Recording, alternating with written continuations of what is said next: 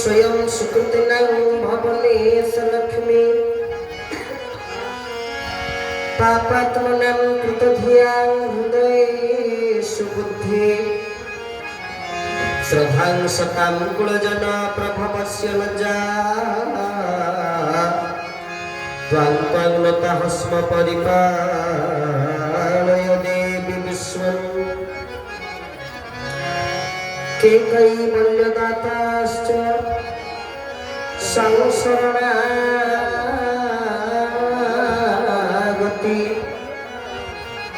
ब्रह्माण्डनाथाय केशवाय नमो नमः। नंदकुमार हरि हरि बोल। नीलाचल निवासाय नित्याय परमात्मने बलभद्र सुभद्राभ्यां जगन्नाथाय ते नमः। हे कृष्ण करुणा सिंधु दीनबंधु जगत्पते गोपेश गोपिका कांत राधा कांत नमस्तुते तप्त कांचन गौरांगी श्री राधे वृंदावनेश्वरी वृषभानुसुते देवी तन्नमामि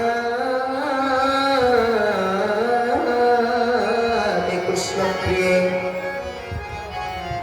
वाञ्छा कल्पतरुर्भ्यश्च कृपा सिन्धुर्भैव च पतितानां पावनेभ्यो वैष्णवेभ्यो नमो नमः। प्रह्लाद नारद पराशर पुण्डरीकं व्यासाम्बरीश सुतशौनक भीष्मदाभ्यां रुक्मां गदार्जुन वसिष्ठ विभीषणादीन् पुण्यानि मत्वं परमभागवतं नमामि। जय जगन्नाथ स्वामी जय जगन्नाथ जय जगन्नाथ स्वामी जय जगन्नाथ जय जगन्नाथ स्वामी जय जगन्नाथ जय जगन्नाथ स्वामी जय जगन्नाथ जय जगन्नाथ स्वामी जय जगन्नाथ जय जगन्नाथ स्वामी जय जगन्नाथ जय जगन्नाथ स्वामी जय जगन्नाथ जय जगन्नाथ स्वामी जय जगन्नाथ जय जगन्नाथ जय बलदेव जय जगन्नाथ जय बलदेव जय वसुदेवा जय सुदर्शन जय जगन्नाथ स्वामी जय जगन्नाथ जय जगन्नाथ स्वामी जय जगन्नाथ जय जगन्नाथ स्वामी जय जगन्नाथ जय जगन्नाथ स्वामी जय जगन्नाथ जय जगन्नाथ जय जगन्नाथ स्वामी जय जगन्नाथ जय जगन्नाथ जय जगन्नाथ जय जगन्नाथ स्वामी जय जगन्नाथ जय जगन्नाथ स्वामी जय जगन्नाथ जय जगन्नाथ स्वामी जय जगन्नाथ जय जगन्नाथ स्वामी जय जगन्नाथ जय जगन्नाथ स्वामी जय जगन्नाथ बोलो जय जगन्नाथ जय जगन्नाथ जय जगन्नाथ स्वामी जय जगन्नाथ जय जगन्नाथ जय जगन्नाथ जय जगन्नाथ स्वामी जय जगन्नाथ बोलो जय जगन्नाथ जय जगन्नाथ स्वामी जय जगन्नाथ जय जगन्नाथ जय जगन्नाथ जय जगन्नाथ स्वामी जय जगन्नाथ बोलो जय जगन्नाथ जय जगन्नाथ जय जगन्नाथ जय जगन्नाथ जय जगन्नाथ जय जगन्नाथ स्वामी जय जगन्नाथ जगन्नाथ जगन्नाथ जगन्नाथ जगन्नाथ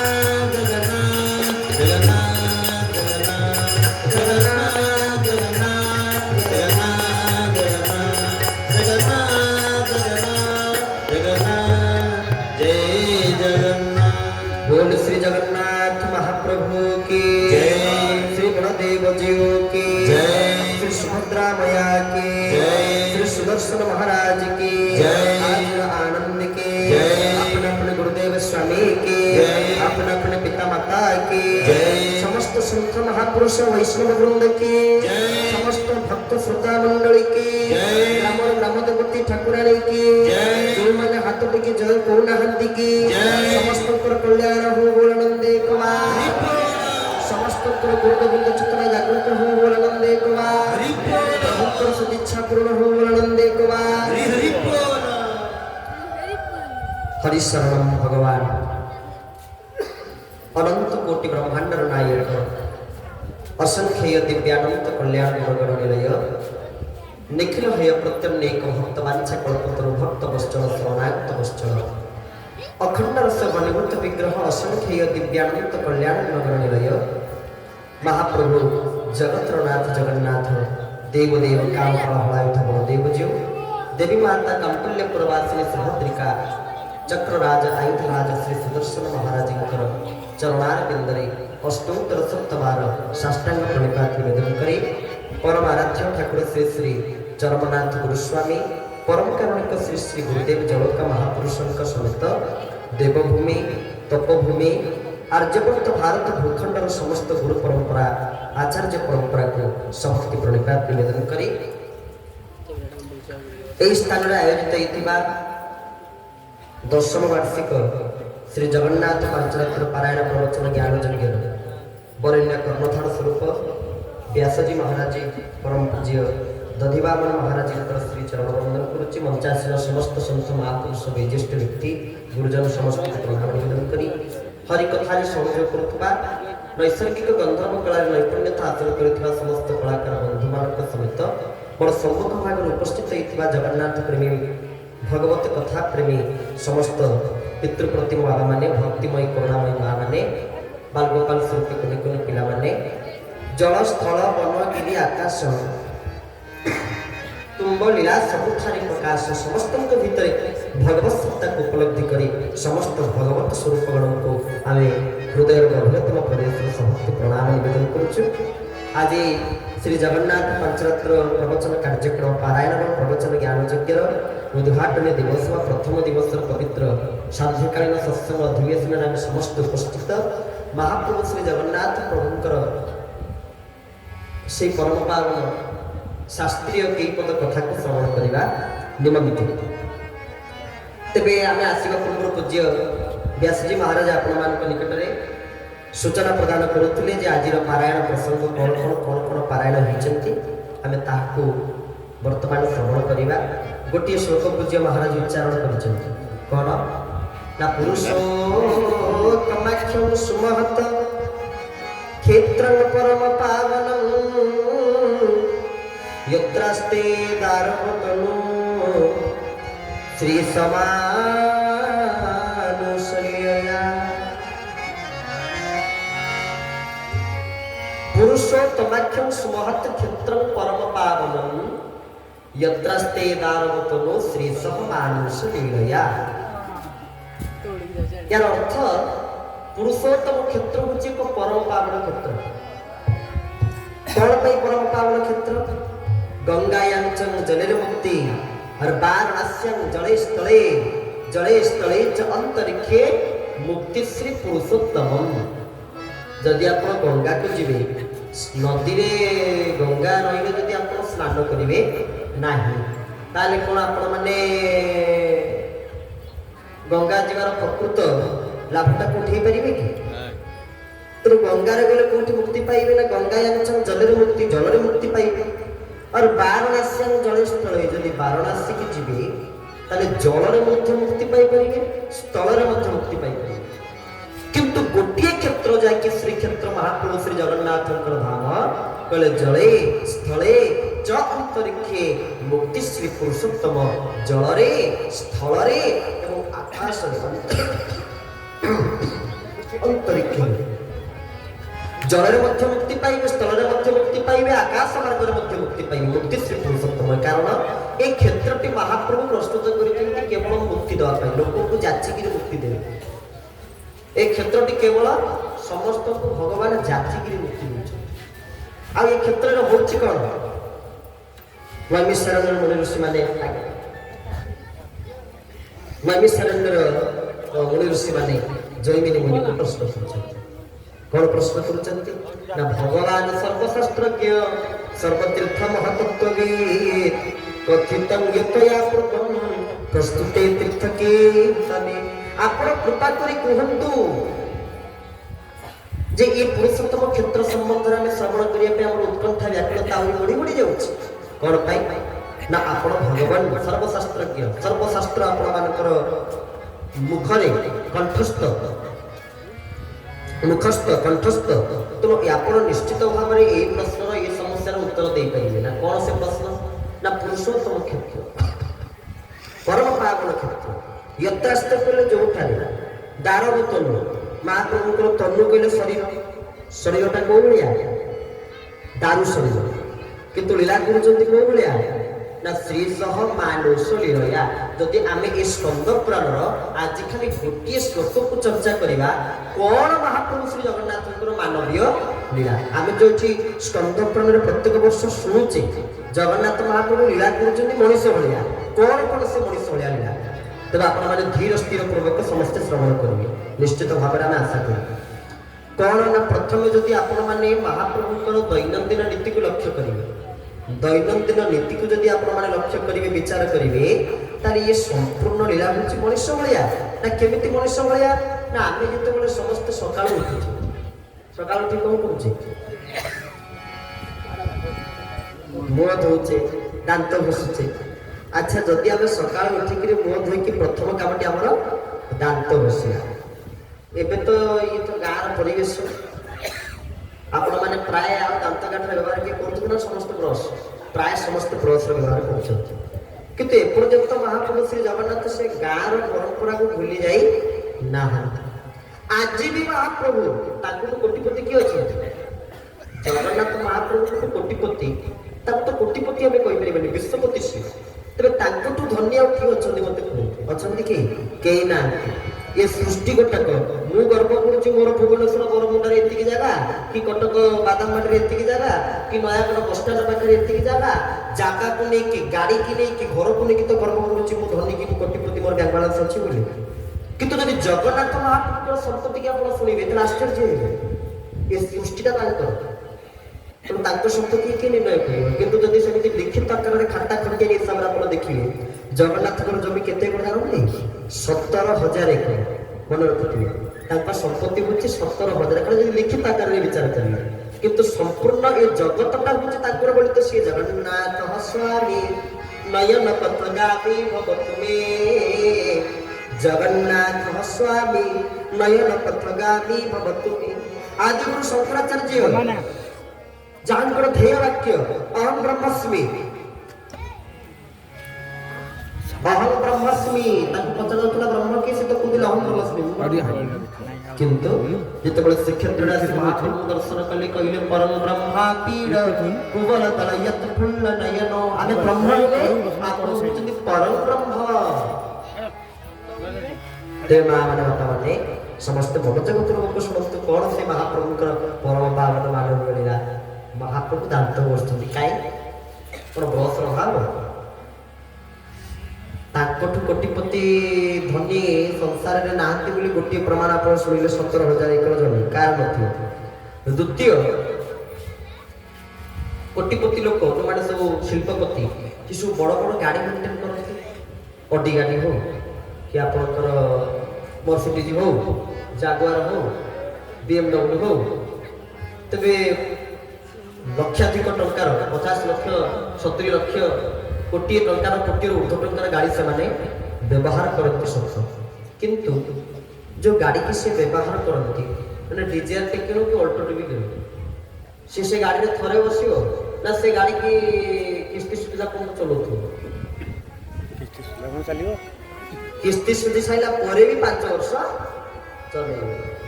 କିନ୍ତୁ ମହାପ୍ରଭୁ ଜଗନ୍ନାଥ ଯୋଉ ଗାଡ଼ିରେ ବସିବେ ଥରେ, ବର୍ଷକୁ ଯୋଉ ଗାଡ଼ି ୟୁଜ୍ କରିବେ ଠାକୁରେ, ସେଇଟାକୁ ଥରେ, ପୁଣି ସେକେଣ୍ଡ ବର୍ଷ ପାଇଁ ତାକୁ ୟୁଜ୍ କରିବେ ନାହିଁ। ୟୁଜ୍ କରୁଛନ୍ତି କି? ରଥ ପ୍ରତ୍ୟେକ ବର୍ଷ ପ୍ରସ୍ତୁତ ହେଉଛି। ଆମେ ଗୋଟିଏ ଗାଡ଼ିକି 10 ବର୍ଷ, କିଏ 15 ବର୍ଷ, କିଏ 20 ବର୍ଷ ପର୍ଯ୍ୟନ୍ତ ନେଇଯାଉଛେ। କିନ୍ତୁ ମହାପ୍ରଭୁ ଯୋଉ ଗାଡ଼ିରେ ବସିବେ ବସେ ତାହେଲେ ତାଙ୍କଠୁ ଧନୀ କିଏ ଅଛନ୍ତି ମତେ କୁହନ୍ତୁ? କିଏ ଅଛନ୍ତି? ତାଙ୍କଠୁ ଧନୀ ଏ ସୃଷ୍ଟିରେ କେହି ନାହାନ୍ତି। କିନ୍ତୁ ସେ ଦାନ୍ତ ବସୁଛନ୍ତି ମୁତୁରି ଗଛର ଦାନ୍ତ କାଟିବେ। ମୁତୁରି ଗଛ ଦାନ୍ତ କାଟିବେ। ପ୍ରତ୍ୟେକ ଦିନ ମହାପ୍ରଭୁଙ୍କର ଦାନ୍ତ ଘଷା ନୀତିଟି ହୋଇଥାଏ। ଦାନ୍ତ ଘଷୁଛନ୍ତି, ଗାଧଉଛନ୍ତି। ଆପଣ କେବେ ଗାଧଉଛନ୍ତି କୋଉ ଦିନ? ଖାଲି ଦେବସ୍ନାନ ପୂର୍ଣ୍ଣିମା ଦିନ, ଜ୍ୟେଷ୍ଠ ପୂର୍ଣ୍ଣମୀ ଦିନ ନା, ପ୍ରତ୍ୟେକ ଦିନ ମହାପ୍ରଭୁ ଦର୍ପଣ ସ୍ନାନ କରୁଛନ୍ତି ତାଙ୍କର ଅବକାଶ ନୀତିରେ। ପ୍ରତ୍ୟେକ ଦିନ ଆମେ ଯେତେବେଳେ ଗାଧେଇବାକୁ ଯାଏ ତଳେ ଗୋଟେ ଗାମୁଛା ଉପରେ ଗୋଟେ ଗାମୁଛା ପିନ୍ଧିକିରି ଯାଏ। ସେମିତି ମହାପ୍ରଭୁ ଜଗନ୍ନାଥ ସ୍ନାନ କରିବେ ସେତେବେଳେ ତଡ଼ପ ଉତ୍ତରୀ ବେଶ, ତଡ଼ପ ଉତ୍ତରୀ, ତଡ଼ପ ପରିଧାନ କରିଥିବେ, ଉତ୍ତରୀ ଗାମୁଛା ଉପରେ ପକେଇଥିବେ। ଆଉ ତାଙ୍କର କ'ଣ ହବ? ଦର୍ପଣୀ ସ୍ନାନ ଅନୁଷ୍ଠିତ ହବ। କହିବାର ତାତ୍ପର୍ଯ୍ୟ ମହାପ୍ରଭୁ ଜଗନ୍ନାଥଙ୍କର ସମ୍ପୂର୍ଣ୍ଣ ଲୀଳା ହେଉଛି ମାନବୀୟ ଲୀଳା। କେମିତି ମାନବୀୟ ଲୀଳା? ଇଏ ତ ଦୈନନ୍ଦିନ ନୀତିରେ ଆପଣମାନେ ଶୁଣିବେ। କିନ୍ତୁ ଆମମାନଙ୍କର ସମସ୍ତଙ୍କର ଜନ୍ମଦିନ ପାଳନ ହେଉଛି, ଆମେ ଜନ୍ମଦିନ କରୁଛେ। ଜଗନ୍ନାଥଙ୍କର ଜନ୍ମ ଅଛି ନା ନାହିଁ? ଜଗନ୍ନାଥଙ୍କର ଜନ୍ମ ଅଛି। ଆଚ୍ଛା, ପ୍ରତ୍ୟେକ ମଣିଷକୁ 6ଟା ଜିନିଷ ଭୋଗିବାକୁ ପଡ଼େ, ମାନେ 6ଟା ଜିନିଷ ସେ ମଣିଷ ଜୀବନରେ ନିଶ୍ଚିତ ଗତିମାନ କରିବେ। କ'ଣ କ'ଣ ସେ 6ଟି ଜିନିଷ? ଜନ୍ମ, ମୃତ୍ୟୁ, ଜରା, ବ୍ୟାଧି, ଦୁଃଖ ଆଉ ଗୋଟିଏ ଦୋଷ। ଏ ପ୍ରତ୍ୟେକଙ୍କ ଜୀବନରେ ଅଛି। ସେମିତି ମହାପ୍ରଭୁ ଶ୍ରୀ ଜଗନ୍ନାଥଙ୍କର ଜନ୍ମ ଅଛି। ତଣ୍ଟି ଟିକେ ପଡ଼ିଯାଉଛି ବୋଲି ବାରମ୍ବାର କାଶ ହେଉଛି, ଛିଙ୍କ ହେଉଛି। ତେବେ କୋଉ ତିଥିରେ ମହାପ୍ରଭୁ ଶ୍ରୀ ଜଗନ୍ନାଥ ଜନ୍ମ ହେଇଥିଲେ? ଆମେ ଜାଣିଛୁ ପ୍ରଭୁ ରାମ କୋଉ ତିଥିରେ ଆସିଥିଲେ? ନୈମି ତିଥି ମଧୁ ମାସ ପୁନୀତା ଶୁକ୍ଳ ପକ୍ଷ ଅଭିଜିତ ହରି ପ୍ରୀତା। श्रीराम जय राम जय जय राम, श्रीराम जय राम जय जय राम। नैमि तिथि मधु मास पुनीता शुक्ल पक्ष अभिजित हरिप्रीता।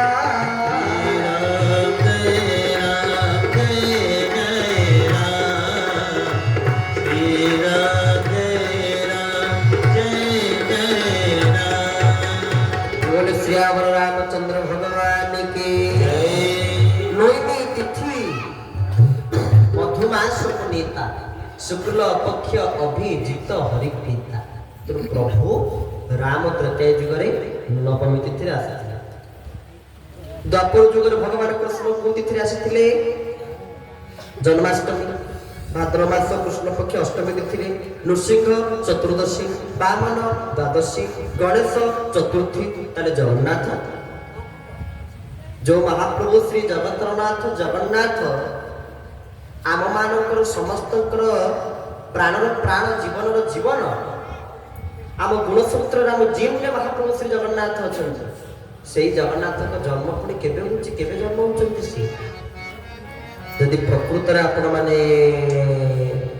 तात्विक दृष्टि विचार करेंगे सी हेले अजन्मा, तांकर जन्म होई न थाए कि तांकर मृत्यु होई न थाए। सेइति पाई तो मोर गुरुदेव लिखिछन्ति कहले जन्म मृत्यु मोर न थाए तेरो जन्मा धर्म नाश बेरे सोछाए करे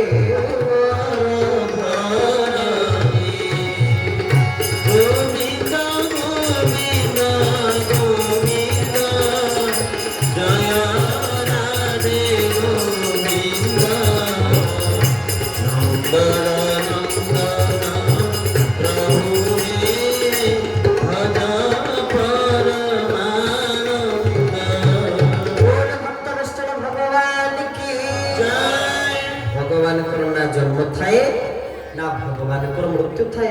तो भगवान को जन्म न थाए कि मृत्यु न थाए बोली सी होचंती अजन्मा, किंतु सी पा लीला करचंती मनुष्य भलिया लीला। तो तांकरी मनुष्य भलिया जन्म होवा को पड़िबो। केबे जन्म होइथिले महाप्रभु जगन्नाथ? से जेहेतु पूर्ण अवतार से आसिथिले कि ज्येष्ठ पूर्णमी ज्येष्ठ मास रे। काई के ज्येष्ठ मास रे आसिले ना ज्येष्ठ श्रेष्ठ। ज्येष्ठ पहले बड़ को बुझाए জ্যେষ্ঠ পুତ୍ର আমি କୁହନ୍ତୁନି ଇଏ ହେଉଛି ଆମ ଘରର ଜ୍ୟେଷ୍ଠ ପୁତ୍ର। ଜ୍ୟେଷ୍ଠ କହିଲେ ବଡ଼କୁ ବୁଝାଏ। ଆଉ ମହାପ୍ରଭୁଙ୍କ ପାଖରେ ତ ସବୁ ବଡ଼ ପ୍ରଚଳନ ଆପଣ ଦେଖିବେ, ବଡ଼ ଠାକୁର, ବଡ଼ ପଣ୍ଡା, ବଡ଼ ଦାଣ୍ଡ, ବଡ଼ ସିଂହାର ସବୁ କିଛି ତାଙ୍କ ପାଖରେ ବଡ଼ ଶବ୍ଦର ହିଁ ପ୍ରଚଳନ ହେଇଛି। ତେଣୁ ବଡ଼ ଆସିଲେ ପୂର୍ଣ୍ଣିମା ତିଥିରେ ଯେହେତୁ ପୂର୍ଣ୍ଣ ଅବତାର ମହାପ୍ରଭୁ ଶ୍ରୀ ଜଗତରନାଥ ଜଗନ୍ନାଥ। ତେବେ ମା ମାନେ ବାପା ମାନେ ତାଙ୍କର ମୃତ୍ୟୁ ଅଛି। ଆମେ ଯେମିତି ଜାଣିଛେ ଜନ୍ମ ହେଇଛୁ ମାନେ ମରିବାଟା ସୁନିଶ୍ଚିତ। ଗୀତାରେ ମଧ୍ୟ ଭଗବାନ କୃଷ୍ଣ କହିଛନ୍ତି ଜାତସ୍ୟ ହି ଧ୍ରୁବଂ ମୃତ୍ୟୁ ଧ୍ରୁବର ଜନ୍ମ ମୃତସ୍ୟ ଚ। ମଣିଷ ଜନ୍ମ ହେଇଛି ମାନେ ମରିବ ସୁନିଶ୍ଚିତ। ମର୍ତ୍ୟ ମଣ୍ଡଳ ଦେହ ବହି ଦେବତା ହୋଇଲେ ମରଇ। ତେଣୁ ଆମେ ସମସ୍ତେ ମରିବା। ଯଦି ଆମେ ସମସ୍ତେ ମରିବା, ଆମେ ଜାଣିଛେ ଯେ ମୃତ୍ୟୁକୁ ଆମେ ସମସ୍ତେ କେହି ଏଡ଼େଇକି ଯାଇପାରିବା ନାହିଁ। ନହି ପ୍ରତୀକ୍ଷତେ ମୃତ୍ୟୁ କୃତମତ୍ୟାନ ବା କୃତମ, କେତେବେଳେ ମୃତ୍ୟୁ ଆମକୁ ଅପେକ୍ଷା କରିପାରିବ ନାହିଁ, ପ୍ରତୀକ୍ଷା କରିପାରିବ ନାହିଁ। ତେବେ ଆପଣ ଶୁଣିଛନ୍ତି ପୃଥିବୀରେ କୋଉ ଦେବତାଙ୍କ ମୃତ୍ୟୁ ଲୀଳା କିଏ ମରିବା ଶୁଣିଛନ୍ତି କି କେବେ? ମହାପ୍ରଭୁ ଶ୍ରୀ ଜଗନ୍ନାଥ ତାଙ୍କର ମୃତ୍ୟୁ ଲୀଳା ଅଛି ନବକଳେବର। ଆମେ ଶୁଣିଛେ ରାମ ସରୋଜ ନଦୀ କୂଳରେ ଘାସ ଦେଲେ, ଦ୍ୱାପର ଯୁଗରେ ଭଗବାନ କୃଷ୍ଣ ଦାରା ସମର ତାଙ୍କର ଚରଣକୁ ତାଙ୍କର ପାଦକୁ ଆଣିକି ସମର୍ପିତ କଲେ ଆମେ ଶୁଣିଛେ। କିନ୍ତୁ ମହାପ୍ରଭୁ ଶ୍ରୀ ଜଗନ୍ନାଥଙ୍କର এই ମୃତ୍ୟୁର ଲୀଳାକୁ ଆମେ ଚର୍ମଚକ୍ଷୁରେ ଦେଖୁଛେ। ନବକଳେବର ମହାପ୍ରଭୁ ଶ୍ରୀ ଜଗତରନାଥ ଜଗନ୍ନାଥଙ୍କର ଶ୍ରୀଅଙ୍ଗ ଲାଗି ଶ୍ରୀଅଙ୍ଗ ସୁରକ୍ଷା ଲାଗି ସେବାୟତ, ଯାହାକୁ ଦଇତାପତି ବୋଲି କୁହାଯାଏ, ଯିଏକି ବୃଷଭସୁଙ୍କ ବଂଶଧର। ଦଇତାପତି ମାନେ ଯିବେ ମା ମଙ୍ଗଳାଙ୍କ ନିକଟରେ ଅଧିଆ ପଡ଼ିବେ। ମା ମଙ୍ଗଳା ଦାରୁ ଚିହ୍ନଟର ମାର୍ଗବତୀ ଦେବେ, କୋଉଠି ଦାରୁ ମିଳିବେ? କହନ୍ତି ଜନନୀ ମଙ୍ଗଳା ବୁଝାଇ ଦାରୁ ଠିକଣା, ଏକି ଲକ୍ଷଣ ମାନ ଥିଲେ ସେ ବୃକ୍ଷ ଦାରୁ ନିଗଣା। ତେଣୁ ଦାରୁ ଚିହ୍ନଟ କରିବେ, ଦାରୁ କରିବେ କୋଉଠୁ ତମକୁ ଦାରୁ ପ୍ରାପ୍ତ ହବ, ତା ମା ମଙ୍ଗଳା ଦଇତାପତି ମାନଙ୍କୁ ସ୍ୱପ୍ନାଦେଶ ପ୍ରଦାନ କରିବେ। ତେବେ ତାଙ୍କର ମଧ୍ୟ ମୃତ୍ୟୁ ଲୀଳା ଅଛି, ଘଟ ପରିବର୍ତ୍ତନ ଅଛି ବୋଲି ତାଙ୍କର କ୍ଷେତ୍ରରେ ପୁରା ସେ ଗୋଟେ ମଶାଣି ତିଆରି କରିଦେଲେ। ସେ ମଶାଣିର ନାଁ ହେଉଛି କୋଇଲି ବୈକୁଣ୍ଠ, ଆପଣ ସମସ୍ତେ ଜାଣନ୍ତି। ତେବେ ଇଏ ମୃତ୍ୟୁ। ତୃତୀୟରେ ଜରା, ବାର୍ଦ୍ଧକ୍ୟ, ବୁଢ଼ା। ତାପରେ ଆଜିକାଲି ତ ଯୋଉ ସମୟ ଆସି ପହଞ୍ଚିଲାଣି, କୋଉ ବ୍ୟକ୍ତି ଆଉ ବୁଢ଼ା ହେବାକୁ ପ୍ରାୟତଃ ଭଲ ପାଉ ନାହାନ୍ତି। କାହିଁକିନା ବୁଢ଼ା ହେବାର ଯେତିକି ଲକ୍ଷଣ, ମାନେ ଗାଲ ଭିତରକୁ ବସିଯିବ, ଚମ ଧୁଳୁ ଧୁଳୁ ହେଇଯିବ, ଏଇ ଯୋଉ ଲକ୍ଷଣ ସବୁ, ଏ ଲକ୍ଷଣକୁ ଯେତିକି ଦେଖାଯାଏ ସବୁଠୁ ମୂଳ ଲକ୍ଷଣ ହେଉଛି କୋଉଠି? କେଶ। ଚୁଟି ଯଦି ପାଚିଗଲା ତାହେଲେ ଜାଣିବୁ ଯେ ହଁ ତୁ ବୁଢ଼ା ହେଇଗଲି। ତେବେ ଆଜିକାଲି ତ ଆଜ୍ଞା କ'ଣ କହିବା, 35-40 ବର୍ଷର ପିଲାଙ୍କର ବି ଚୁଟି ଆପଣ ଦେଖିବେ ଧୀରେ ଧୀରେ ଧୀରେ ଧୀରେ ପାଚିଗଲାଣି, ଦାଢ଼ି ପାଚିଗଲାଣି, ନିଶ ବି ପାଚିଗଲାଣି। ଶେଷରେ ତାଙ୍କୁ ବି କିଏ ମଉସା ଡାକି ସାରିଲାଣି। ତେବେ ଭାବନ୍ତୁ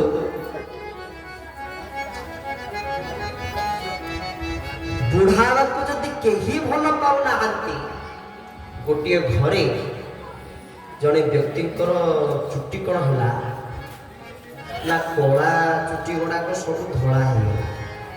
ଯେତେବେଳେ ସବୁ ଚୁଟି ଧୀରେ ଧୀରେ ଧଳା ହେଇଗଲା, ସେ ସବୁ କଳା ମାଇଲା।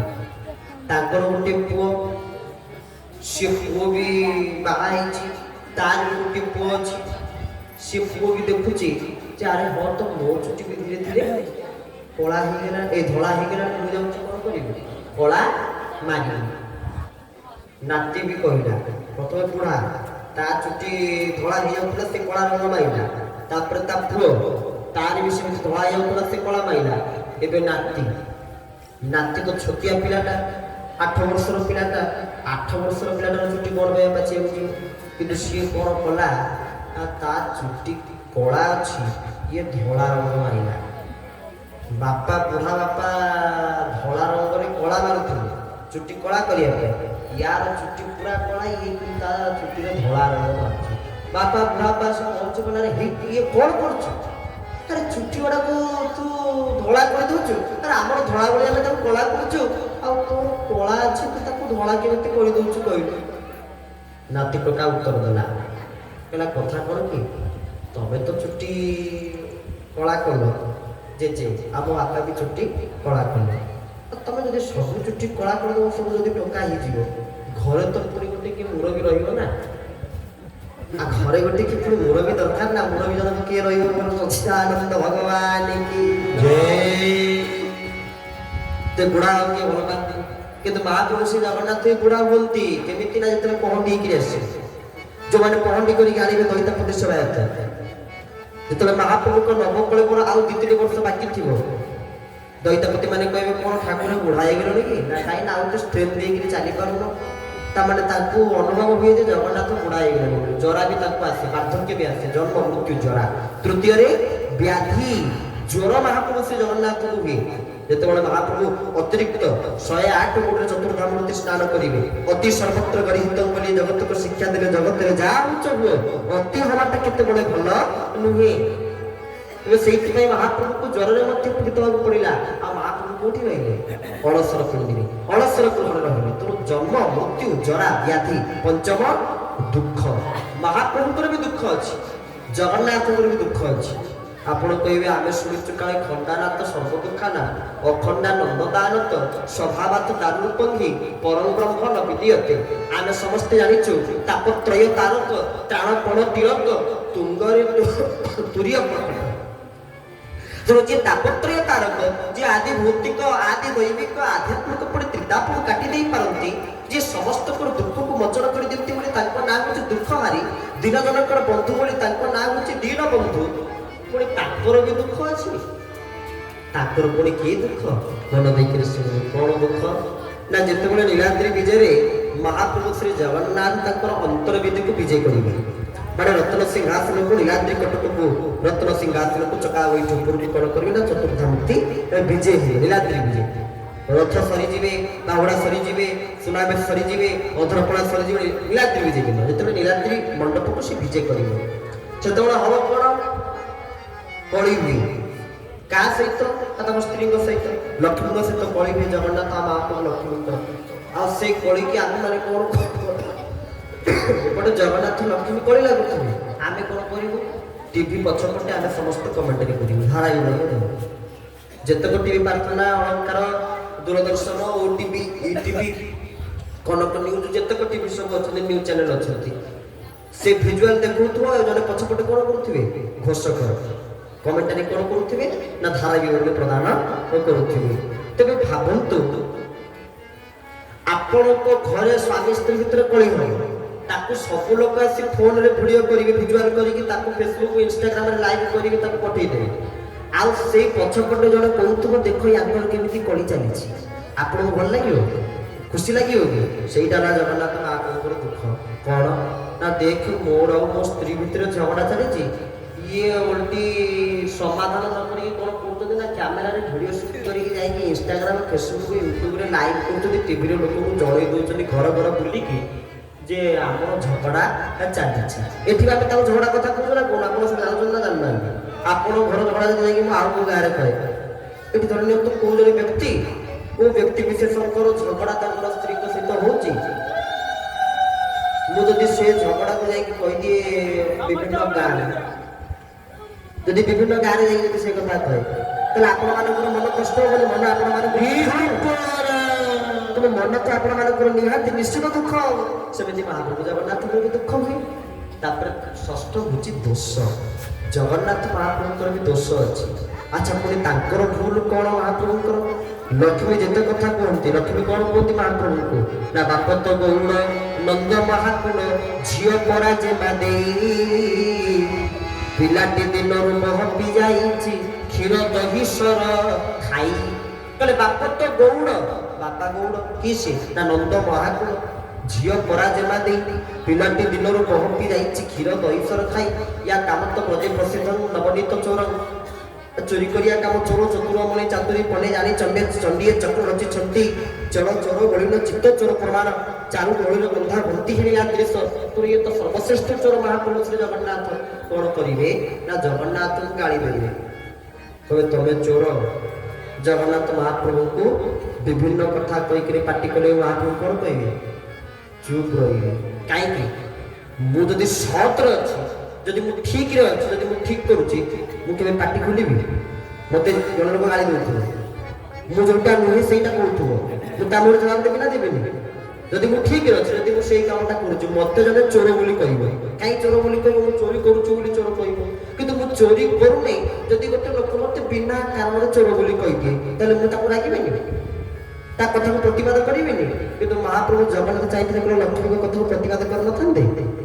କିନ୍ତୁ ପାଟି ଫିଟେଇବିନି ମହାପ୍ରଭୁ ରସଗୋଲା ଦେଇକିରି ମନ କହିବେ ପାଟି ଫିଟେଇବିନି କ'ଣ ପାଇଁ ନା ଯଦି ପାଟି ଫିଟେଇ ଦେବି ତାହେଲେ କ'ଣ ହବ ଏ ଜାଗାରୁ ସିଏ ମଧ୍ୟ ହଟିବେ କାହିଁକି ହଟିବେ ନା ଏ କ୍ଷେତ୍ରଟା କାହାର ଶ୍ରୀକ୍ଷେତ୍ର ଏ ମନ୍ଦିର କାହାର ନା ଶ୍ରୀମନ୍ଦିର ଆମେ ସିନା ଲୋକଙ୍କୁ ବୁଝିବା ପାଇଁ କହିଦେଉଛେ ଜଗନ୍ନାଥ ମନ୍ଦିର କିନ୍ତୁ ପ୍ରକୃତରେ ମନ୍ଦିରଟା ପୁରା ହଉଛି ଶ୍ରୀମନ୍ଦିର ଆଉ ଶ୍ରୀ କହିଲେ କିଏ ଲକ୍ଷ୍ମୀ ଲକ୍ଷ୍ମୀଙ୍କର ସେବାୟତ ମାନେ ମହାପ୍ରଭୁ ଶ୍ରୀ ଜଗନ୍ନାଥଙ୍କୁ ସେଇଥିପାଇଁ ଇଙ୍ଗିତରେ ତାଙ୍କ ସେବାୟତ ମାନଙ୍କୁ କ'ଣ କରନ୍ତି ଇଙ୍ଗିତରେ ଗାଳି ଦିଅନ୍ତି କ'ଣ ଗାଳି ଦିଅନ୍ତି ନା ଲାଗି ଲାଗି ପ୍ରଭୁ ମାଉତି ଲାଗି ଲାଗି ପ୍ରଭୁ ମାଉତି ସବୁ କହୁଛ କି ତୁମର ତୁମର ତୁମର କି ପଟା ପାଉତି କାହିଁ ତମର ପଟା ଅଛି ନା କହନା ଅଛି ନା ପାଉତି ଅଛି ଏ କ୍ଷେତ୍ରଟା ତମର ये क्षेत्र हूँ श्रीक्षेत्र लक्ष्मीतर क्षेत्र तेणु दोषटा कौन ना जगटा क्या नारे करदे महाप्रभु स्त्री नारे ही करदे